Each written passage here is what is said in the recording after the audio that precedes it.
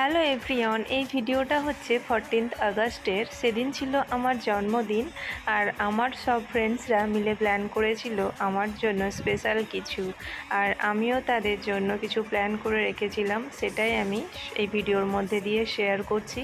তারা আমার জন্য এই সুন্দর কেকটা এনেছিল, সত্যি অসাধারণ ছিল এই কেকটা। আর আমি তাদের ওই অল্পের মধ্যে কিছু একটু টিফিন করিয়েছিলাম, তো সবাই মিলে খাওয়া দাওয়া করলাম। আর এই হচ্ছে আমার বার্থডে গিফট। সবাই মিলে আমাকে খুব সুন্দর সুন্দর গিফট দিয়েছে, সবাইকে খুব থ্যাংক ইউ। আর পায়েসটা আমি নিজে হাতে ওদের জন্য বানিয়ে নিয়ে গেছিলাম। পায়েসটা খেয়ে ওদের তো ভীষণ ভালো লেগেছে, সবাই খুব নাম করছিল।